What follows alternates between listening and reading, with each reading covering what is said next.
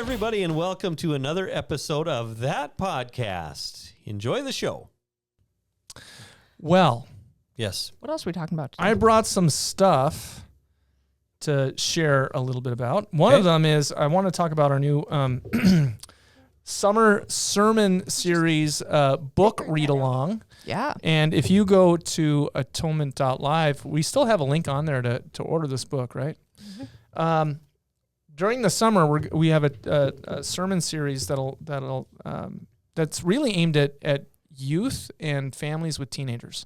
Yep. And the book is called 10 Questions. 10 questions every teen should ask and answer about Christianity. But really, as Dana rightly pointed out, if you go to atonement.live or to YouTube and look at any of the sermons that are online, I think you changed it to 10 things everyone should ask and answer. That was you. I'm giving credit where credit is like, due. She's looking at me like, what did I do? Yeah. No, I think so too. I agree with that.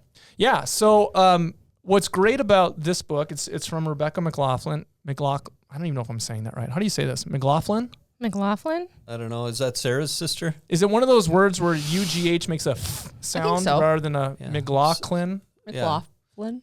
That's Sarah McLaughlin's sister. One became a writer, one became a singer on all those ASPCA I don't know if commercials. that's true or not. I think her name is McLaughlin with a CH. But G8, McLaughlin. Oh.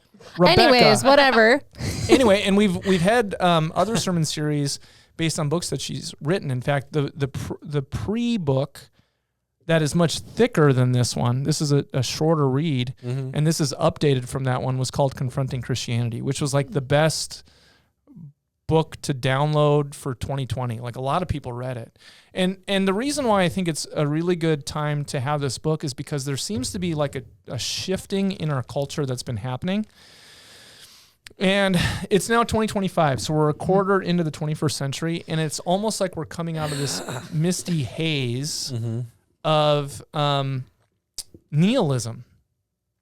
For those playing the home game, nihilism, or nihilism as it's pronounced, is this philosophy or worldview that nothing matters, that all there is all that you can see.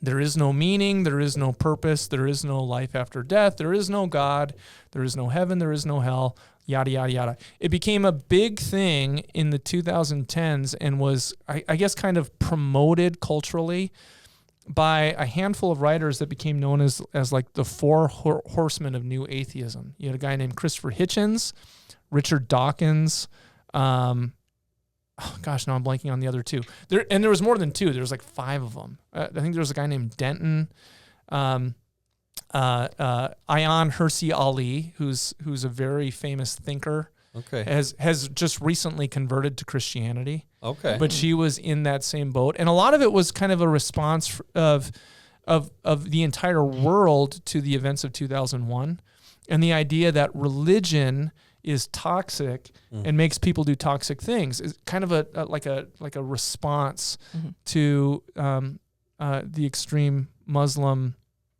radical Islam, the wars that broke out, all that stuff.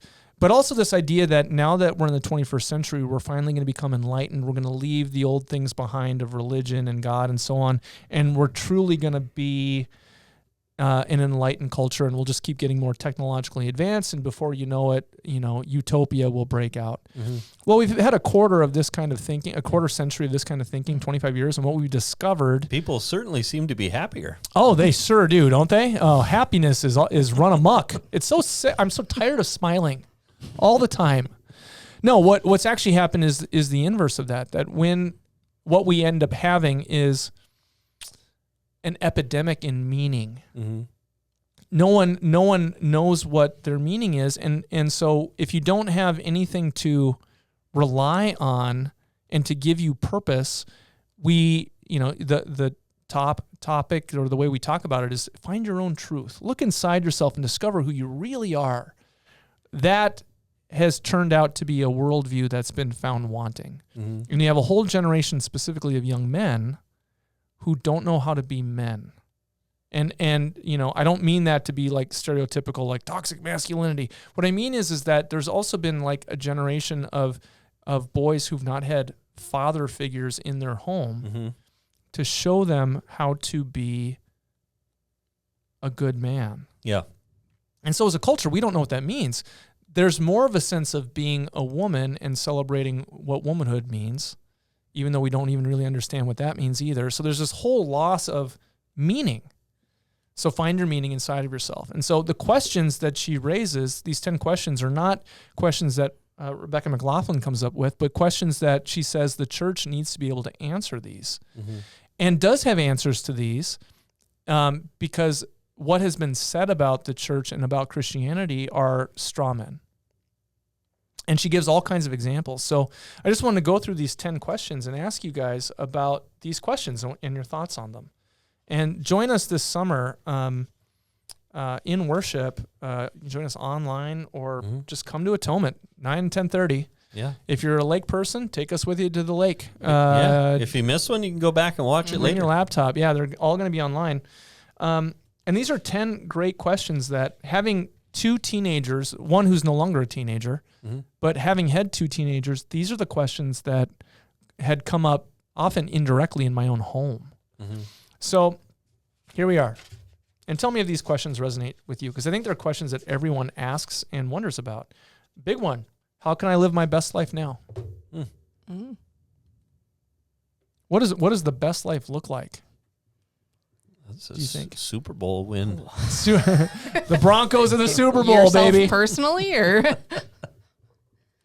But I mean, Yeah. you know, when Yeah. you think about your own life, Whatever that boat Luda had in that TikTok. well, I feel like that's a good question though, because especially I think of like so much Christianity's around like what is after your life that is going to be so great. yeah. Well, It's like, let me but what rephrase about that. now? Rather than making it personal to you, just tell me what you think the culture says to answer that question. How can I live my best life now? What do people seek after? What do people think gives their life value? Depends on the person. Money, Happiness. Success. happiness, success, Yep. celebrity. Mm-hmm. I mean, gosh, it seems like there's more and more influencers on TikTok than Everybody's one. yeah. Just ask them. If you're not, you're not doing it. Yeah. You're doing it wrong, right? How can Things. Things. Yep. Yeah. Yeah. So how can you live your best life now? I think people would love to have an answer to that. And the church has an answer to that. And it is very countercultural. It's almost like being a Christian is now countercultural. Yeah. And there is a shift of a returning in the West, at least. I mean, faith has exploded in Africa and Asia over the last 25 years.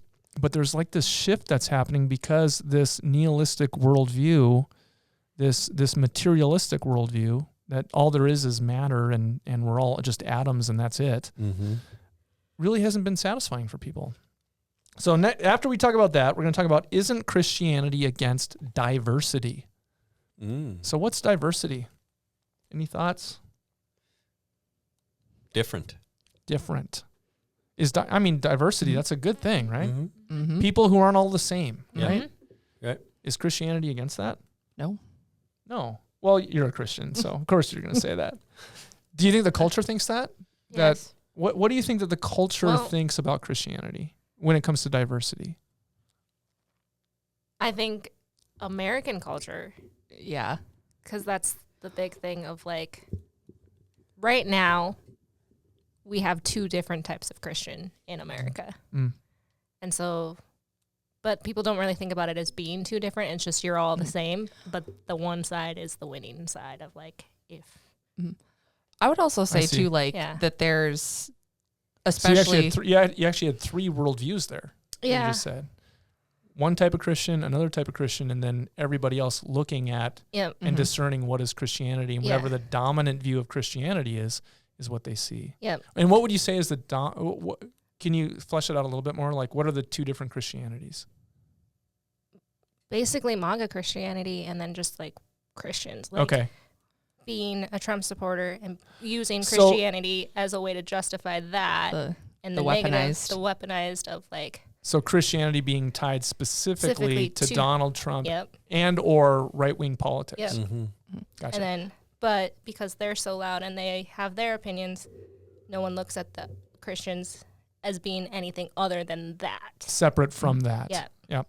I think sometimes too, people's understanding of like, right, if you were to say like, even if you put into Chat GPT, like, give me a picture of a Catholic church, you'd probably see a mostly white congregation there, or even a Lutheran church, you're probably going to see a mostly white. If you put Baptist or Southern Baptist, you're probably going to see a mostly black congregation there. And I think that's sometimes what both as Christians and as non-Christians probably see is that similar congregation effect of everybody looks like you rather than that more diverse culture within your congregation as well. Yeah, so it's almost like it's siloed. Yeah. If you're this ethnicity, then this is the type this is the one for you. If you're this, this here's is the one your for way you. for you. Okay, good. And I don't know if that's necessarily like a bad thing either, because a lot of it reflects just like neighborhoods, right? Absolutely. Like churches in Chinatown. I mean, that's obviously going to be one way. Right. You know, in the South, you can get a little bit more diverse, but like when you're looking at like North Dakota, is it really going to be that diverse to begin with? Right. Because it's reflecting the population that it's in. Population here. But also, that's the thing, is that like draws to like, so you will naturally split yourself anyways. So let's say that, and I guess my question, I think you already answered it, is when the world looks at the, for lack of a better term, the stratification of churches, what impression does that give? That Christianity is against diversity? Because everyone's in their own little silos? I think it's almost that it's still a bit of like segregation. Because, right, like every church is going to say... That's a better word than stratified. But like, right, Segregated. you're still going to have every church, right? We're come off the street, blah, blah, blah. But reflecting personally, is that how people who are in your church are going to treat, like, right, your website, your whatever your messaging can be, we're going to welcome you off the street. We don't care where you come from, blah, blah, blah. But if your congregation doesn't reflect that, and that can be even just down to people who look different than them. Right. Could part of that be perception on the person, on the other person's, like the person who would be approaching that church? Could that be just what they're thinking? Like, I think I'm just thinking, how many of us go to PHCG down here? True. Right. And why not? They're more than welcoming. Oh, yeah. Right. Right. You know? Well, and vice versa. Yeah. Right. You know, Yeah. And that gets to a bigger question of why. And I think the purpose of this book is to speak against false impressions or unfair impressions about Christianity, but also to answer questions that people have regardless of Christianity, just life questions. And I think this is speaking into it because it's saying, you know, everyone has these questions or these concerns. Here's what Christianity offers with that. Like, for example, the very first one, how can I live my best life now? I have a very specific answer for that. And I think it's an answer that is backed up by the best science that there is. Do we have to wait for Sunday? You have to wait for Sunday. I'm really gilding the lily here right now. Now you have to link this after the fact, too. Since this episode is coming out after the fact. DJ found the fountain of youth. That's why he's a little wishy-washy on this whole Noah's Ark thing. No, there is evidence that people just don't know about what Christianity offers that will allow you to live your best life now. And there's also assumptions about what will make me happy. Well, And what you think makes you happy at 15, 16, 17, 18, 19 is not actually what will make you happy. Right. It's like the great, I quote him all the time, but the great prophet, Biggie Smalls. More money, more problems. Yep. You heard me? We actually just brought that up the other day, the great prophet. Yes? Biggie Smalls. Eli and I did. Of course. About what? Of course. About more money, more problems. More money, more problems. Yep. Yeah.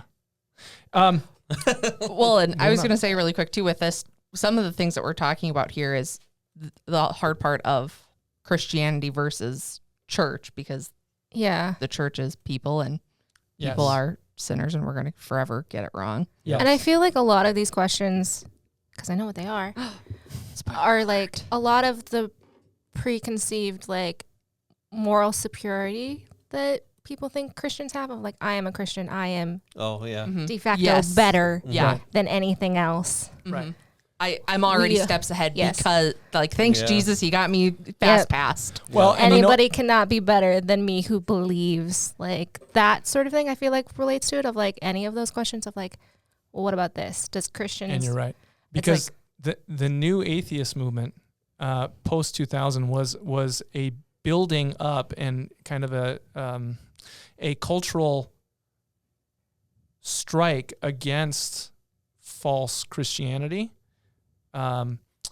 smug belief, but also because Christianity wasn't the cause of 2001, but other belief systems, everything being put together, right?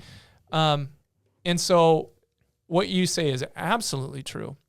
And the hypocrisy within the church is always going to be that piece that the church needs to be humble by, because the church as a whole, broken sinners in this world have not been white, without error within their history as well.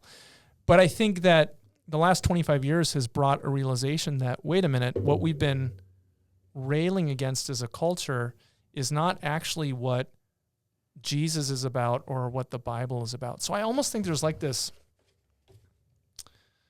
cultural sifting that is happening, where Christianity is not defined by Southern Baptist or Catholic or Lutheran or or the different silos, the denominations, which even in themselves have silos within themselves.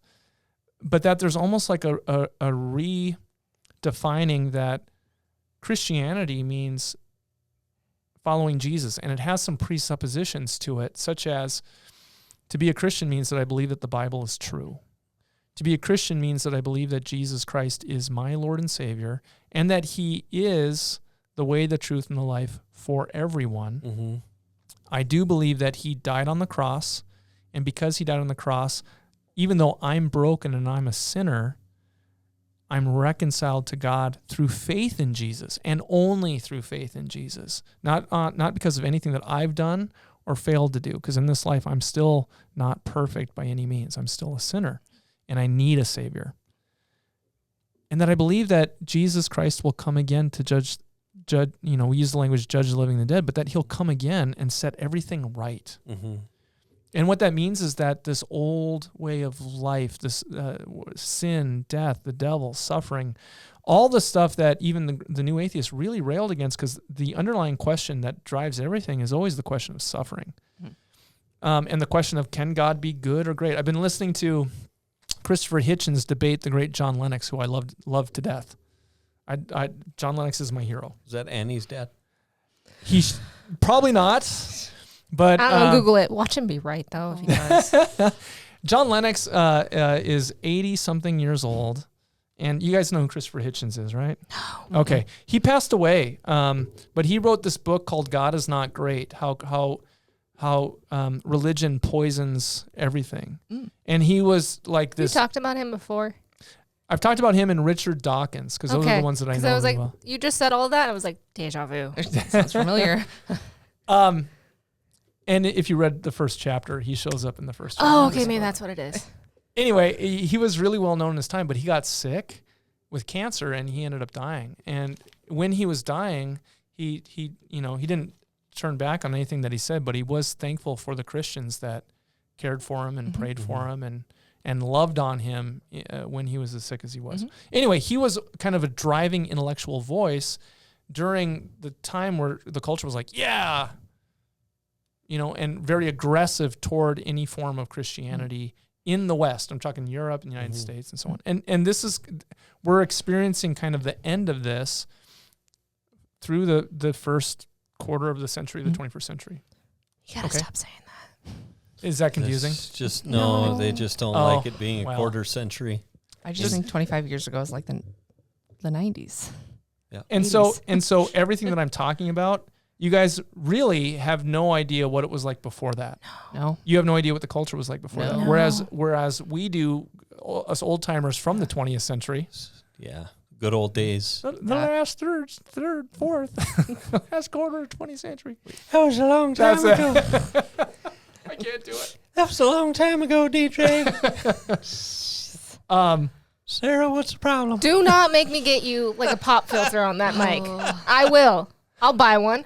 But along with this is an understanding that there was an understanding of faith and God prior to 9/11. That puts a different spin on things.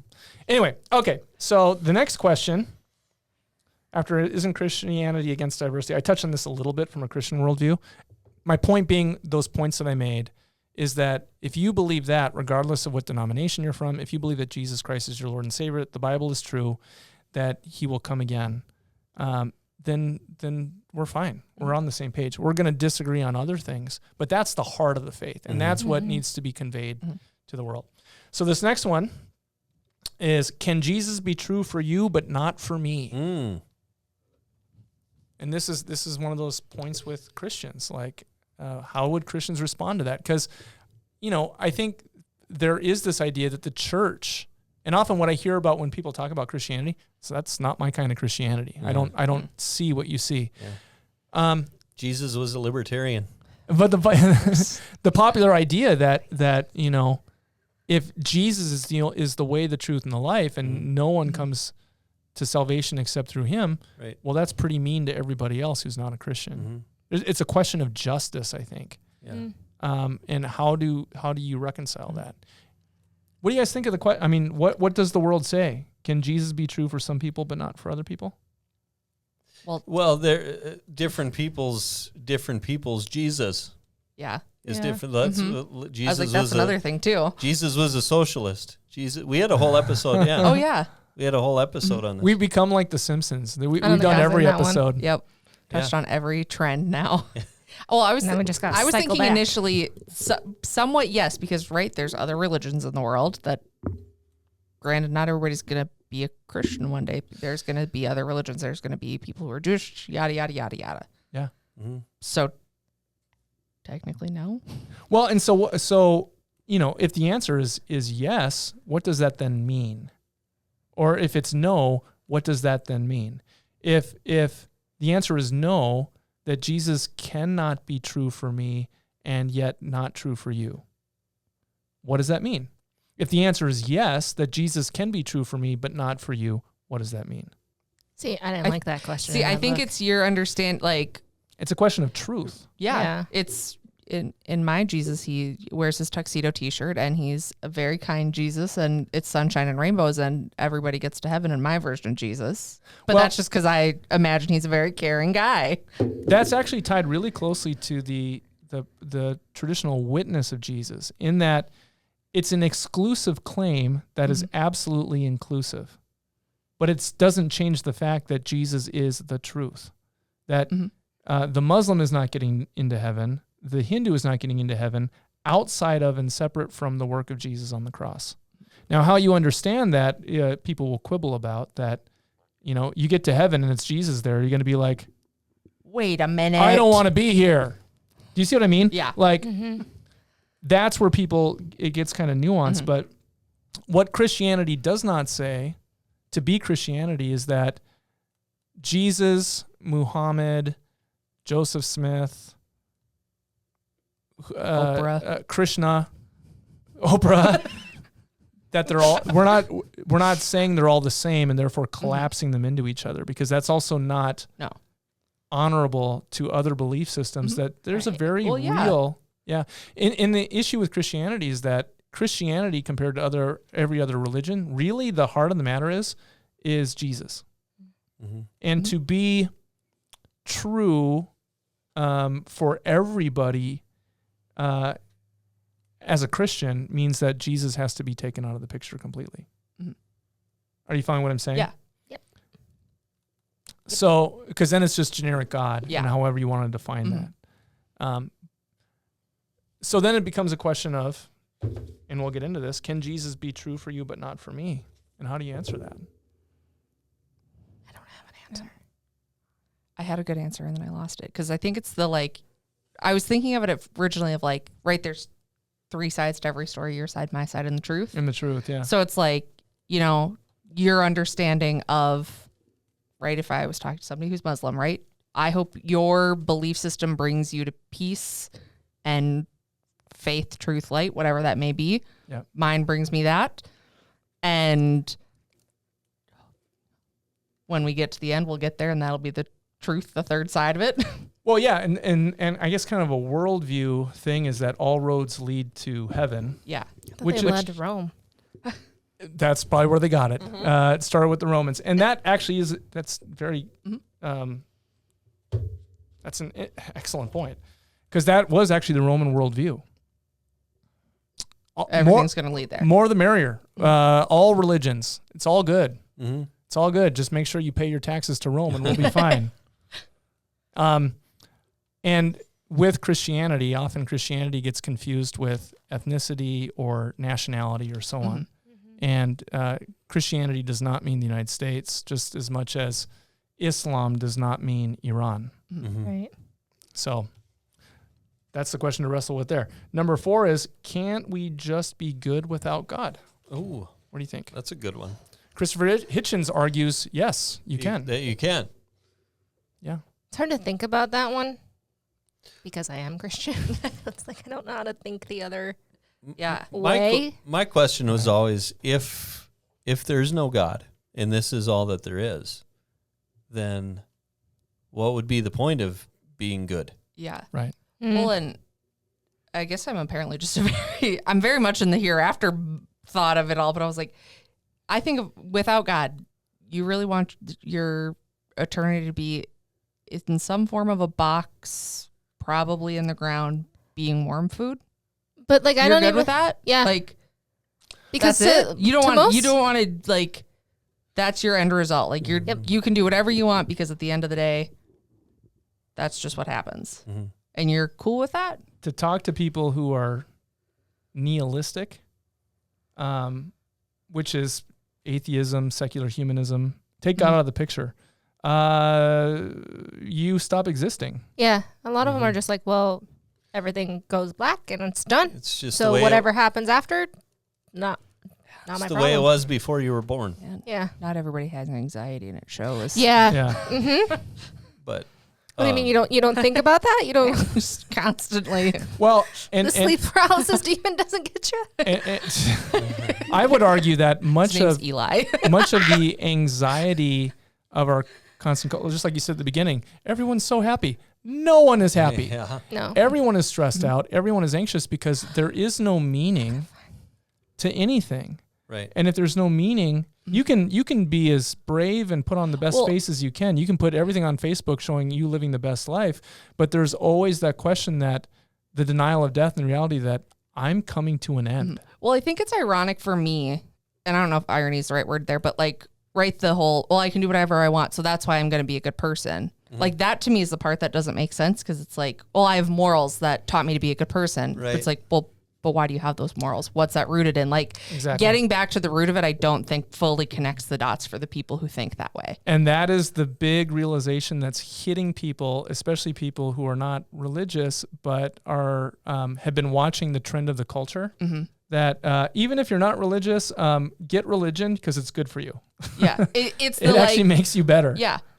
It makes you a better person, and it makes you happier. Yeah. And that's so counterproductive to our culture. So